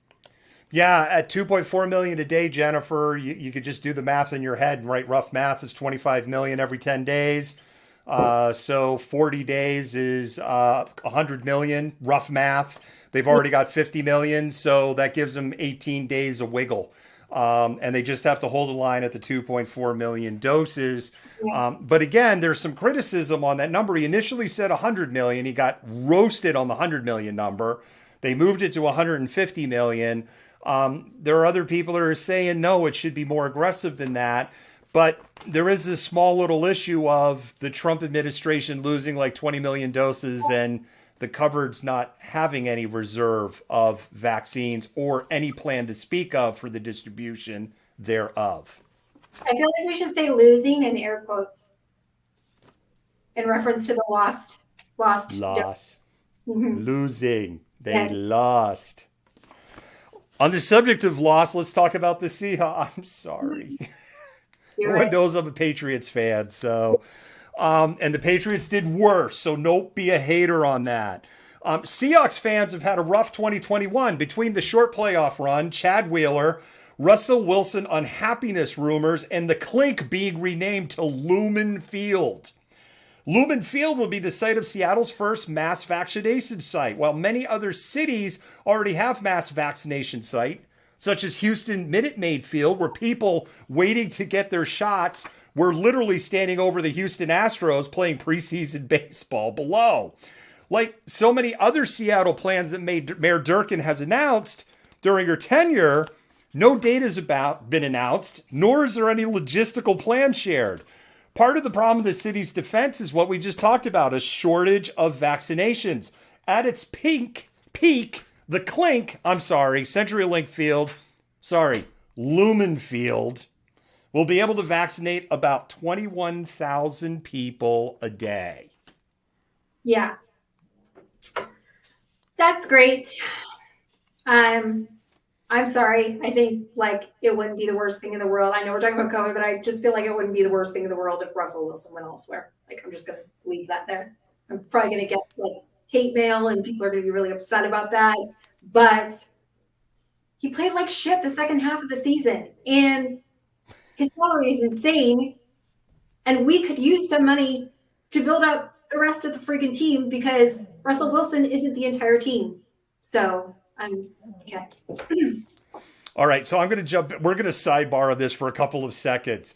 I actually don't blame Russell Wilson for being unhappy. I say this completely objectively because Russell Wilson has spent far too much time for the caliber quarterback that he is, running for his life and looking up flattened on the ground with 5 people on top of him. The O-line has been an incredible problem for the Seahawks for years. And quite frankly, I'm surprised that Russell Wilson has put up with it up to this point. I agree with that, but look at his salary. How are they supposed to bring in decent players when so much of the salary cap is dedicated to Russell Wilson? Like, what are you supposed to do? Well, and this is one thing that I'm going to say and believe me, the more the chuddishness Chud. It's a cannibalistic humanoid underground dweller. Of Tom Brady comes out, the more I'm just like, oh, this is just so gross. But God, he 6 rings for the Patriots, but it's so gross. But one thing that I do think, Jennifer, that Tom Brady has right, he's never taken a big salary. He's one of the middle paid players because I think Tom was able to look at the big picture and go, if I put less money on my pocket, I could be surrounded by more weapons. And I say weapons metaphorically, and I get to shine. And we saw that in the Patriots way. And we saw that this year down in Tampa Bay. Yeah. Yeah. I know. He's like, yeah. All right, Jennifer. Story number 4. Okay, so the Black community continues to suffer the impacts of COVID disproportionately at all levels. Blacks leading confirmed cases, hospitalizations, and deaths at a disproportionate level compared to other races. When it comes to immunizations, only 5 states, Maine, Massachusetts, Oregon, Utah, and West Virginia, are showing that racial equality is being maintained. The news isn't all that good, however. Maine, Oregon, and Utah's Black population only represents 1% of the total population in each state, making equity a lot easier to achieve. West Virginia is 3% Black and Massachusetts is 7%. States with the worst racial inequity include Delaware, Florida, Indiana, Iowa, Kentucky, Missouri, New Jersey, Ohio, Pennsylvania, Tennessee, Texas, Vermont, and our own state of Washington. It is worth noting there is no correlation between red state versus blue state, Republican governor versus Democratic governor, advanced policies on COVID response, or almost no policy at all. Also worth noting that not all states, such as South Dakota, Idaho, North Dakota, and Montana, are sharing racial equality data for COVID vaccine distribution. I feel like I should have turned that into a song. Could do Tom Lehrer the elements to the states. We're just going to keep calling out the inequity. And if you're one of those people, you're just dividing people by calling this stuff out. No, it's just making you uncomfortable. And that's why you don't want us to call us out. It's not dividing people because if no one talks about it, it's not going to get fixed. And, you know, there are reasons why some of these states only have a 1% population of people that are Black. It's because Black people weren't welcomed in those states in the first place. Washington State, that's one of the states that has kind of that ugly history. So does Oregon. Yeah, absolutely. So when your population is only 1%, it's pretty easy to vaccinate 1% piece, right? When you look at if you jab 100 people and one of them's Black and your overall population is 1% Black and you're targeting urban areas first, guess what? Pretty easy to hit your 1%. There's only 5 states. And, you know, as you called out in that story, there's a number of states that are not even tracking the data. What a shock. Says no one ever. Do better. Yes. All right. A year after the first COVID death was reported out of Kirkland, Washington, where we're headquartered out of, our state's going to breach 5,000 COVID deaths this week. A year later, we're at 4,956. They would have updated that number before we went on the air. Our run rate is somewhere between 15 and 20. So conservatively, we're around 4,970 right now. I don't know what the exact number. If you know the exact number, pop it in the comments. Like many other states where cases and hospitalizations have dropped, the progress is hitting a plateau. We're settling in at around 20 deaths a day, which is about 600 a month or 7,200 a year. Governor Inslee has announced a pause of level 2 reopenings, which has created some degree of normalcy. Dr. and Mrs. Malcontent and I are guilty of going into a restaurant and eating in an act of normalcy. We did it when there was only two other small couples at tables, and we were able to be far away from everyone else. And Dr. and Mrs. Malcontent is fully vaccinated. My ass is still swinging in the wind. Schools are starting to reopen for younger students. For older students, a growing list of school districts are saying it is not happening until fall of 2020, or at least hinting that that's where they're at. Washington continues to lead the United States for mask compliance. We're at about 83%. However, that gap is closing. The United States average is inching up to 80% as more and more people are being directly or indirectly impacted by COVID. What an amazing idea, Jennifer, when you have about 510,000 people that have died and 2,000 people dying a day. Even the COVID deniers are starting to go, wow, this person died, that person died, my mother died.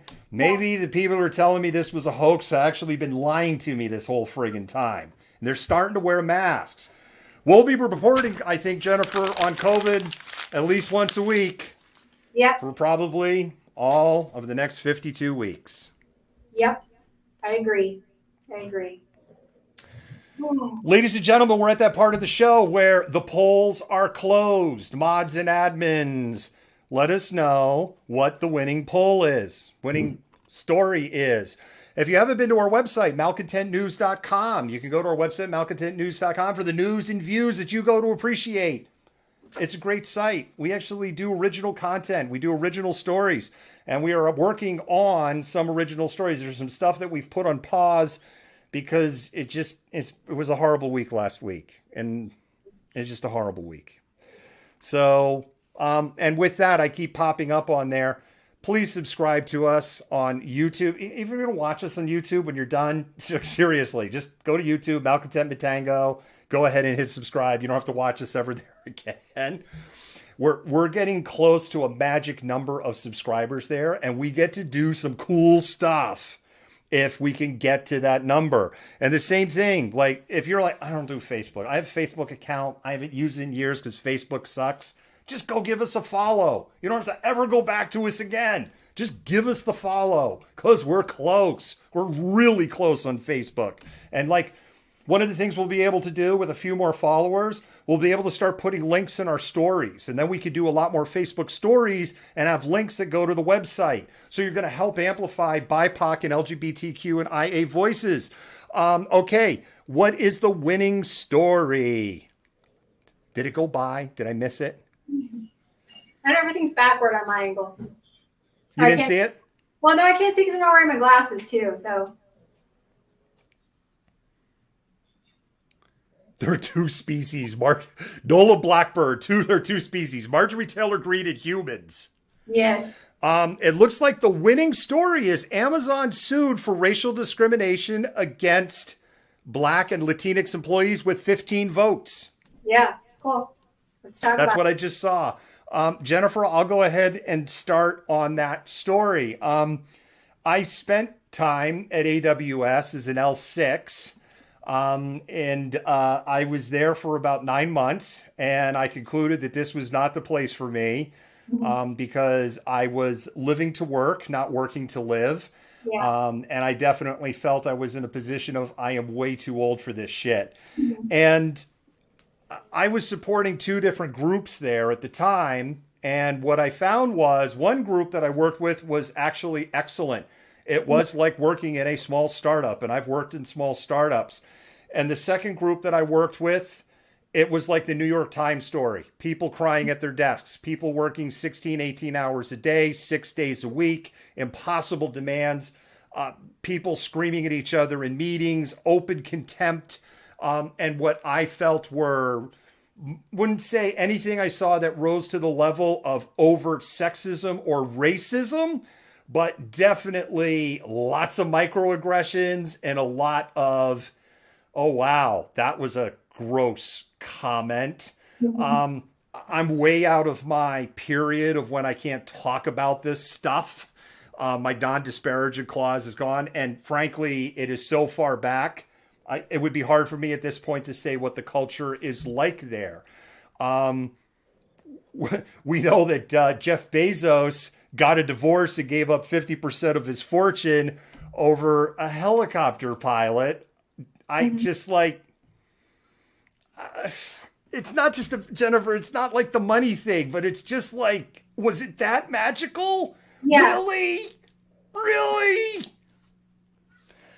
I'm no fan of Bezos, and we have seen other companies, like look what's going on with Google and how they're treating the black employees in the AI space. And I mean, that's pretty naked what's going on there, because you have literally thousands of Google employees that have signed on going, what the fuck? This is written. This is written. Anyway, there's no space for this. And as somebody who has worked, whose most of my corporate career was in tech, for the love of God, Malcontents, we need more patrons. I don't want to go back to tech. Don't, please. Save the Malcontent. I don't want to. I'm too feral. I'm too feral to go back to corporate America. Okay, I can't. I'm too feral. But I can say this about the tech industry: it's very male. It's very white. Misogyny is off the frickin' chart in the space, particularly with women who are specifically in STEM and not in the traditional female roles like marketing, HR, legal, corporate affairs, right? That's where people think women jobs. Oh yeah. Like women that are devs, SDETs, it's brutal. Yeah. And it's in a very, very white industry. There is almost no representation at the high levels for Black, Indigenous, and Latinx employees. Yeah. I mean, I'm a white woman, but I've worked in predominantly male industries my entire adult life. I worked in actually horse racing before I went back to school, which was pretty much all male dominated. And so I ran these large barns of thoroughbred racehorses and usually worked for men and oversaw men. And the misogyny in primarily male industries is absolutely disgusting.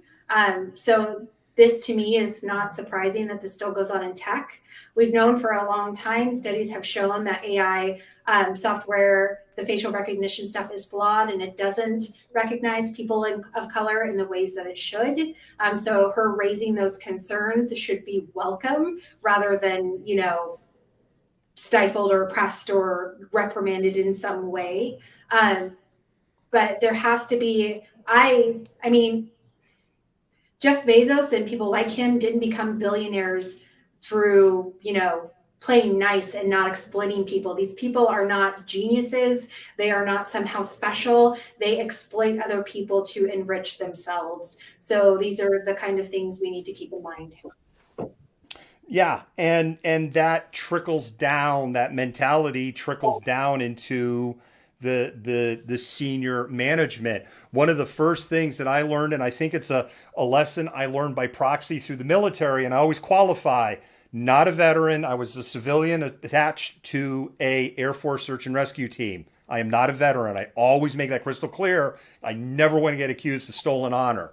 But in part of receiving that military training, there is a lot I learned about esprit de corps and command and control and how to lead people, because this is a core fundamental part of what people are taught in the military. If you're going to be working in a military unit, you have to understand these things, or you're just going to be a big liability for them. So with that introduction, what I have experienced is the attitude at the top trickles down in the organization. If it's a small business, then for the CEO, that trickles down. If it's a company like Amazon, someone like Jeff Bezos only has so much influence, but then it goes up to the group VPs or the group SVPs or the group presidents, and then trickles down through their organizations. And I will tell you this, quite frankly, it's pretty good public information out there. There are some divisions in Amazon, like Alexa, that people are like, Alexa's a great division to work in. I know people have worked in Alexa for years. They're very happy. Most people I know have talked to that have gone there, including women, have generally been happy. And AWS is supposed to be a steaming pile of just crap to work at. And AWS is even considered the worst organization to work in. And I've seen this in small corporations. I worked at a small company. I'm not going to say when and I'm not going to say where. They had an individual at that particular company who lost their board seat because of so many sexual harassment lawsuits and payoffs on this individual. You couldn't even call it an open secret. It was just open on what a misogynist piece of shit this person was. And they still had the job. And the CEO wouldn't do anything about it. And lots of people would just scratch their head and just be like, what does this guy even do? And then it just leads to the next thing. They wonder, it's like, what does he have on the CEO? Because it ended up the only logical reason for this person to be there. And this is a company that loves breaking itself and patting itself on the back for their inclusion and how many women that work there. And it's a hellhole for women. And the women that work there would tell you that. And some of the women, Jennifer, put up with it because there's no other gigs for them. This is as good as it gets. No, and I think that's the problem. And I shared a story a couple of weeks ago in our chat about a woman who was, I believe, working. She was some kind of journeyman apprentice as an electrician who was talking about the several women she encountered in the industry, this highly male-dominated industry, and the sexism and discrimination that they've had to endure in order to do a job that they want to do. So this rampant misogyny, racism, sexism, all of these things that are occurring in these very highly populated, especially white male spaces, aren't being dealt with and addressed properly. And so women are still having to live in fear and be uncomfortable in these positions simply because they want better opportunities for themselves. And Jennifer, the last thing I'll close with of what I know at Amazon, she in the story that we shared there, she did eventually get her promotion. It took 2.5 years to level 8. I will say this, when you're at level 8 with an Amazon, when you get to that level, there's no such thing as too direct or acting scary at that point, and you would still keep your job if you were actually being too direct or scary in the right to that level of that. To me, that is the one thing that jumped out in that story that went to me and go, there is a lot of teeth behind this story. Because if I remember my levels correctly, level 12 is where it stops, and there's only one level 12 in the entire company. Well, so if you're level 8, you know who level 12 is Bezos for a couple of more months. So you're level 12, and there's only one, then really the top level is level 11. And if you're level 8, you're way up the ladder. So how would a man been described had they behaved the same way? What did they describe her as? Like assertive and scary or aggressive and scary? Something along those lines.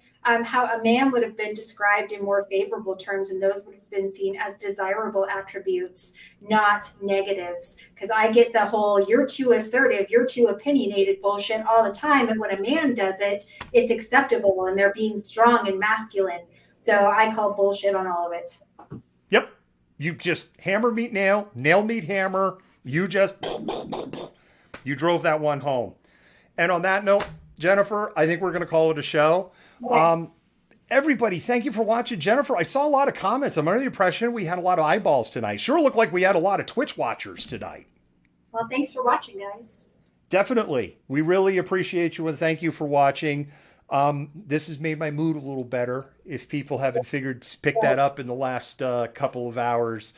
And I know, Jennifer, I don't know how the hell this became a 2-hour show. I really don't. What the hell happened? It's cathartic. It's even a slow news cycle. I know. All right, Malcontents, we're going to do this again on Thursday. Man, I miss my buddy. Just know that if you ever need pug snuggles, I have a very snuggly pug sleeping on my couch. You are welcome to snuggle. The biggest thing, a couple of things. Three things, short things. Number one, Yoda had his own page. We connected to that page yesterday because it's all I had the heart for do like a tribute for him. We actually have a lot of pictures and videos of his last day. I just can't. I don't have it in the tank to even pull something together. It's going to be probably a couple of weeks before I have it in the tank to do it. And it's going to wipe me out to do it in the first place. But we do have a lot of pictures and videos on his last day. He had an amazing last day. That's one. We are so glad we made the decision to do it at our house. We're just so glad. If you have a pet, if you're ever like thinking, do I want to do it in your house if you can, or your apartment, or it was so much easier because there was no drive. There was no crushing drive home. There was no, we're leaving him behind. Yeah. So that's number one. The second thing is that we had, because of this page, Dr. and Mrs. Malcontent and I, we sat and we flipped through it for like over an hour and we reminisced. And there were so many funny and beautiful stories behind those pictures that are associated with other great memories that we have and milestones that Yoda shared. Yeah. And the third thing is it's crushingly quiet. Yeah. Both of us. We always knew he made noise between clacking toenails and snorts and sneezes and in his water bowl and more snorts and snores. But the house is absurdly quiet without him. And there is a massive hole. I want to thank everybody for your comments of encouragement, love, and support on Facebook and on TikTok. If you go on TikTok, I hope I'm going to get the button right. The buttons aren't labeled for the social channels. That's why sometimes it's a shit show when I hit them, because the buttons are just on a keyboard. So I have to kind of memorize them. So I'm going to try. No, that's the wrong one. Of course it is. Let me back it up one. You can follow us, though, on Twitch if you want. There's our TikTok. Our TikTok is Malcontent News. If you want to see, there's 3 videos of Malcontent News. One of them shows Yoda's condition on Friday, where the decision was made by Dr. and Mrs. Malcontent and I that Yoda had suffered enough, that this was it. And there's a video up there. There's nothing horrifying in it. It's just a very heartbreaking video to watch. There's a second video up there. I slept on the floor with him for 2 nights. And then there's a third video where I was able to pull myself together for a few minutes to get a thank you out in the last few minutes with Yoda. Just love your fur, kids. And Jennifer, one last thing. We looked at the pictures. And we kind of looked at Yoda even from, say, 6 months ago. And we looked at his pictures on his last day and how emaciated he was and how tired he looked compared to even just 4 to 6 months ago. And the last thing I'll close with is last night as we went to bed, we were both, there was no regret. There was no question. It was his time. And despite all the sadness and the emptiness, there's a strange sense of relief. Yeah. Yeah. All right, Malcontent. So on that, and I'm telling you, he had an amazing last day. We gave him an amazing last day. And we'll pull that video together. Last thing, we were supposed to release Can You Hear Us today? That was the plan. And the plan actually was I was going to do the final polish on that on Saturday. And that didn't happen. So release of Can You Hear Us is probably delayed for a couple of weeks. I got to get my head in my place where I can do that last polish. And we're going to get it out. So it might even go more than a couple of weeks. It may go out to end of March, but it will be general release into March. And it's going to be fantastic. All right. Malcontents, thank you so much. Jennifer, Thursday it will be. Yes, I will see you Thursday. Malcontent News is a team of journalists, activists, and researchers with 3 key missions. A commitment to show an unfiltered view of the before, during, and after of key events live as it happens. To defend the First Amendment using our rights of a free press. And to amplify the voices of underrepresented individuals including Black, Indigenous, persons of color, and the LGBTQIA+ community. Our team is committed to seeking equality for all and holding those in power accountable.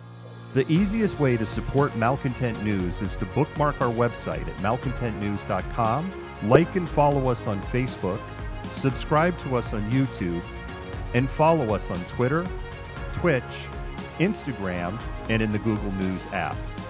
To provide financial support, you can become a patron, make a one-time donation through Venmo, or link your Twitch account to your Amazon Prime account and use your free subscription to subscribe to Malcontent News.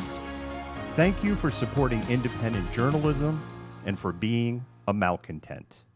You fit the profile. You're the malcontent. Nobody wants to hear the nonsensical ravings of a loudmouth malcontent. He said malcontent Antifa. Fuck you. You are the biggest hypocrite on the face of the planet.